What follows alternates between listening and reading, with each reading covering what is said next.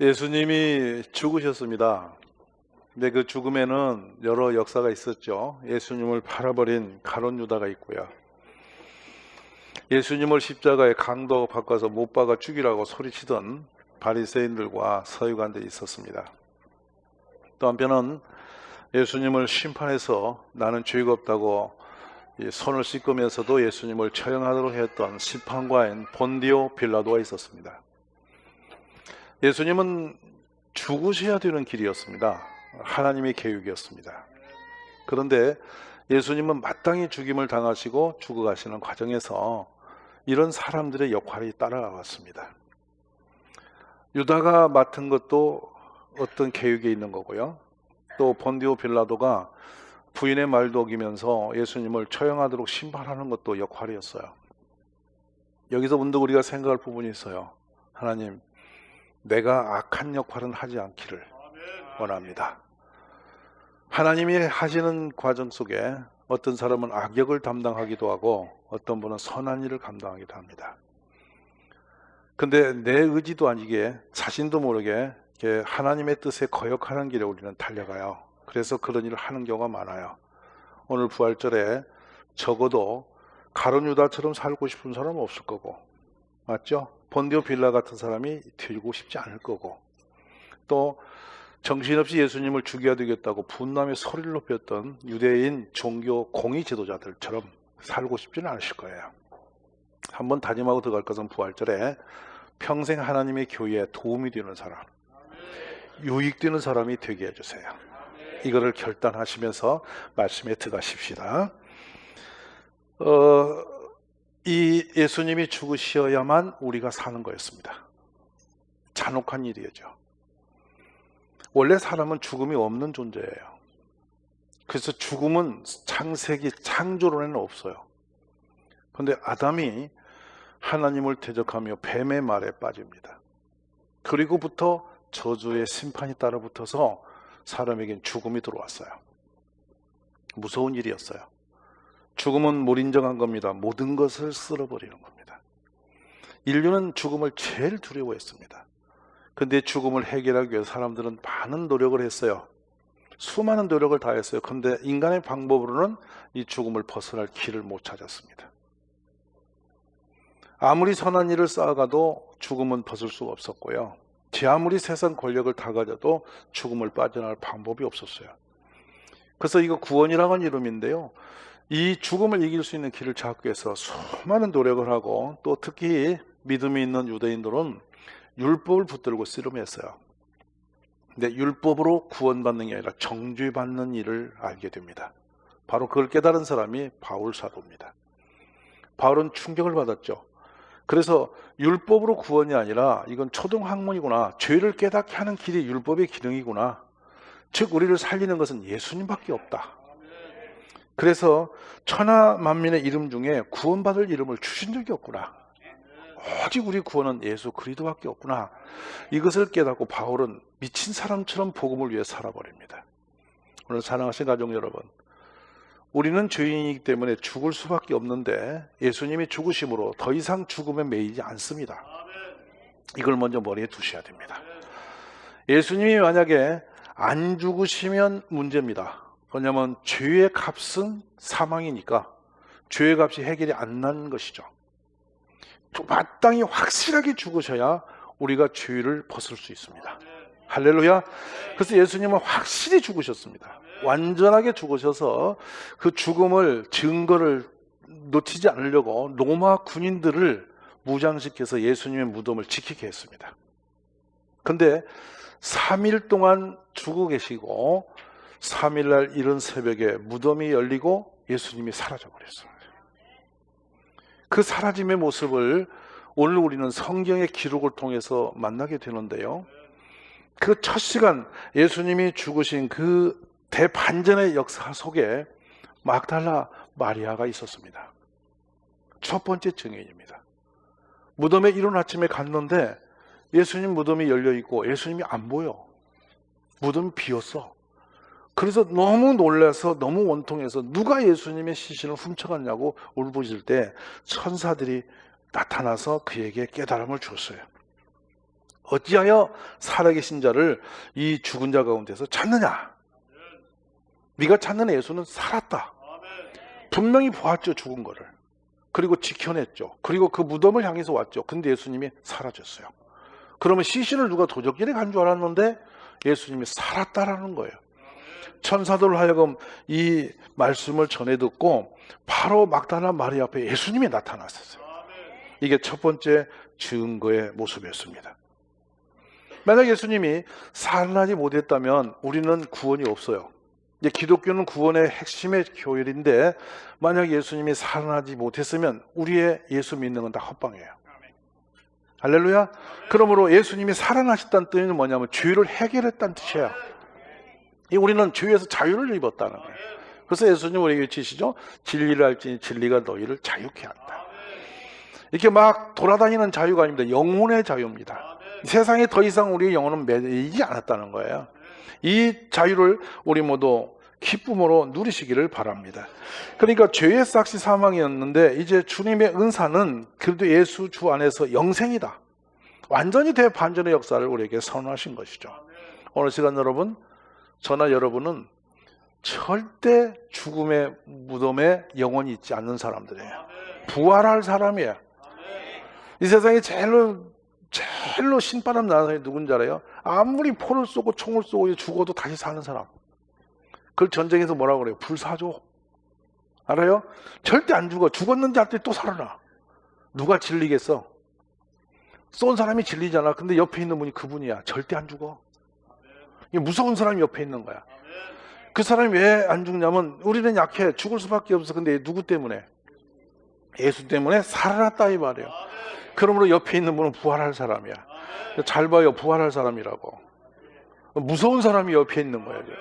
근데 이분만 그냥 나도 그렇다 이거야. 그러니까 이 부활절은 우리의 영광의 날, 축복의 날임을 믿습니다. 고린도전서 15장 32절에요.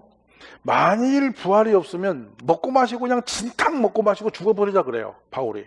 뭐냐면 부활이 없으면 이 땅에서 우리가 뭐 열심히 살면 뭐예요? 죽을 긴데. 그것이 끝이라면 얼마나 슬픈 일이야. 그러니까 뭐 마음대로 살아비도 되지 이렇게 낙심할 수밖에 없는 존재라는 거예요.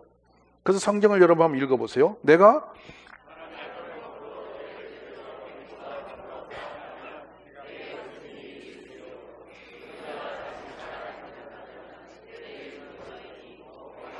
그냥 진탕 먹고 마시고 죽어삐자 이 말입니다.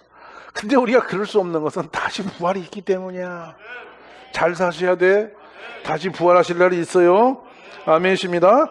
그래서 부활의 주님이 나타나신 겁니다. 그냥 살짝 다니시고 나 부활해서 이러면 안 믿어. 그냥 수많은 사람들에게 나타나셨어. 증거를 보이셨어. 제가 그 말씀과 더불어 그 현장을 여러분에게 안내하기 원해서 오늘 일부러 성경 구절을 그 부분마다 다 찾아서 오니까 여러분 읽어보시면서 믿으셔야 돼요. 그냥 뻥으로 쓴 게 아니고 진짜 이 말씀을 기록한 것이니까요. 마가 16장 9절 한번 읽어봅니다. 자, 띄워주십시오. 마가 16장 9절 크게 읽어봅시다. 예수께서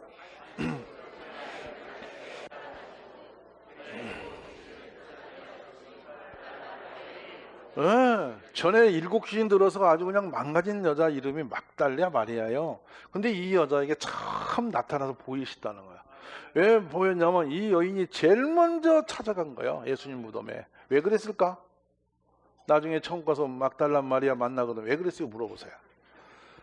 이 무덤에 제일 먼저 갔다는 것은 제일 은혜를 많이 느꼈고 그 예수님께 뭔가 자신의 은혜 감사를 드리고 싶어서 뛰어갔지 않았어요? 할렐루야. 하나님의 은혜는 사모하는 자에게 있어요. 은혜를 감사할 줄 아는 사람의 은혜가 있는 거예요. 막달라 마리아는 그 주인공이 된 것을 확신합니다.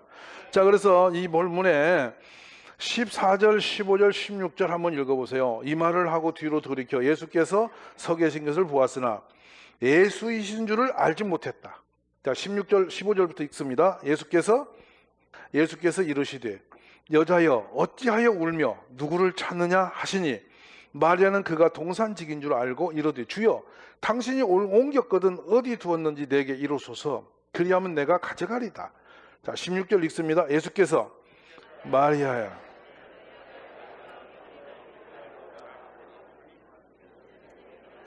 네, 17절 바로 이어갑니다. 예수께서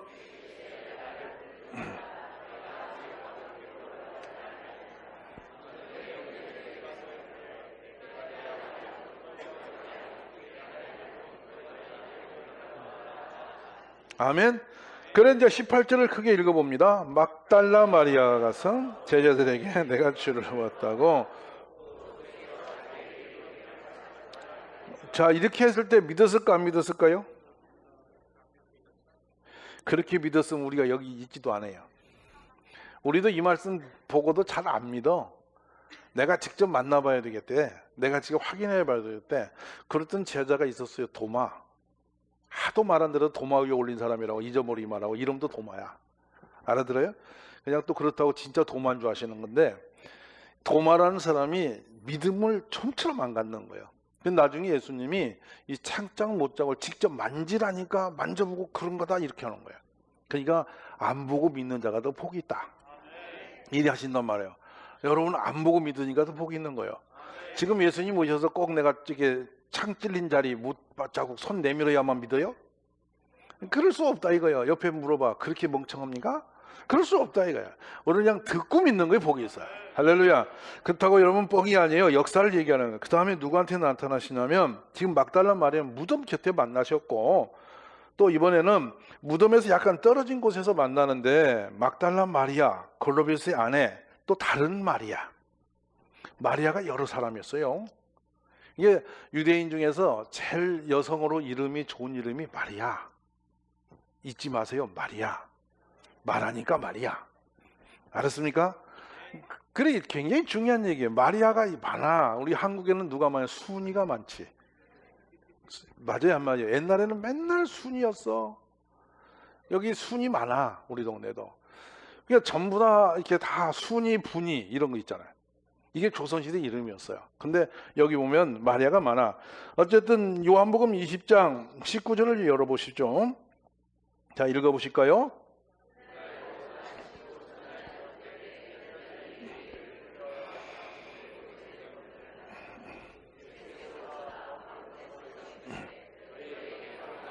자, 20, 21절 계속합니다. 이 말씀을 하시고 예수께서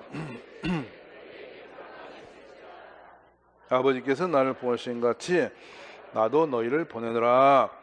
할렐루야. 자, 이 장면을 제자들이 직접 만났어요.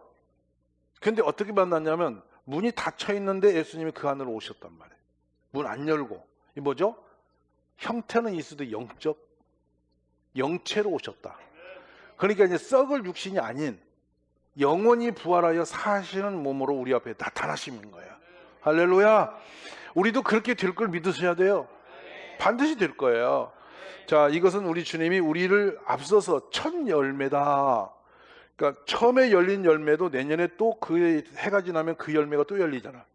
혹시 여러분 집에다 감나무 심었더니 금년에는 감이 열리고 내년에는 배가 열리고 그 후에는 고추가 열리고 그 다음에는 오이가 열리고 그래요? 제가 지금 한 말을 믿어지세요? 이상한 얘기한 거잖아요. 금년에 감이 열렸으면 내년에, 그 다음에는 5년 후에는, 10년 후에는, 아니 올해 됐으니까 사과 달아야지. 아니잖아. 지금 예수님이 그 얘기하신 거예요. 내가 첫 열매인데 너희도 나와 같이 첫 열매처럼 똑같이 일이 일어난다. 그게 부활의 축복이에요. 감사하시기 바랍니다. 자, 다음에 바로 이어서 이제 베드로에게 나타나서 예루살렘에 오셨어요. 자, 누가 24장, 고린도 15장 5절 띄워봅시다. 읽어봅니다.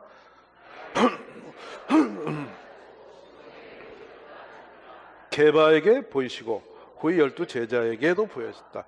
게바는 베드로입니다. 그러니까 예수님이 제자들에게 확실하게 또 나타나십니다.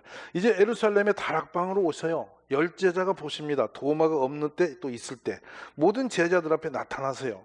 자, 그래서 또 한 번은 이 엠마오로 가는 길거리도 나타나셨어요.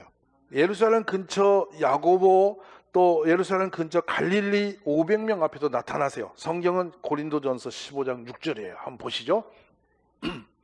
고린도전서 15장 6절 한번 읽어봅니다. 시작.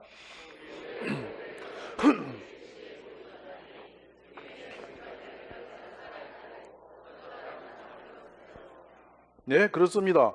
지금 다 500명이 있었는데 그 증인들이 살아있는 사람도 있고 돌아가신 분도 있다고. 지금 바울이 증거해. 그 시대 사람이니까. 그러니까 수많은 사람 앞에 예수님이 살아나셔갖고 보여주셨음을 보여주는 장면. 맞아요 안 맞아요? 심지어 이 예수님이 얼마나 놀랍냐면 갈릴리 호숫가에 제자들이 고기 잡으러 간 데까지 오셨어. 기억나세요? 너희들이 다른 사람은 나를 더 사랑하냐고 베드로를 막 닥달하시는 장면이 나오시잖아요. 그 장면도 예수님이 부활하신 모습이에요. 예수님은 분명히 살아나셨다는 뜻이에요. 할렐루야. 자, 그다음에 갈릴리 어느 산인데 이게 바로 일곱 제자 보세요. 이 마태복음 28장 16절 20절이에요. 한번 보시죠. 크게 읽습니다.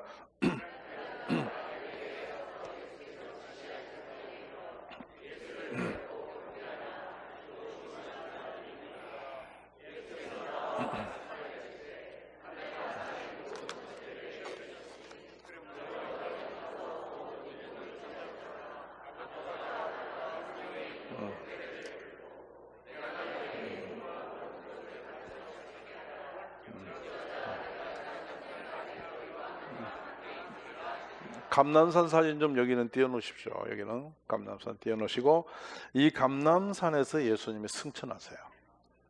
그러면 성경 구절을 여러분 보시기 바랍니다. 마가 16장 9절과 고린도서 15장 5절을 한번 봅시다. 자, 읽습니다.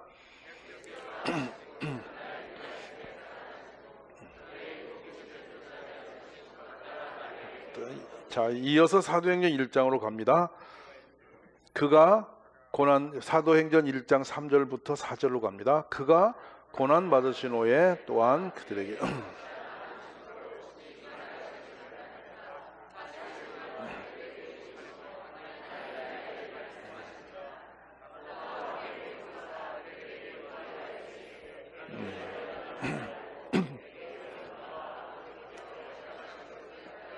여기서 그 유명한 떠나시기 바로 직전 마지막 메시지가 오직 성령이 너희가 임하시면 너희가 권능을 받고 예루살렘과 온 유대와 사마리아와 땅까지 이르러 내 증인이 되리라.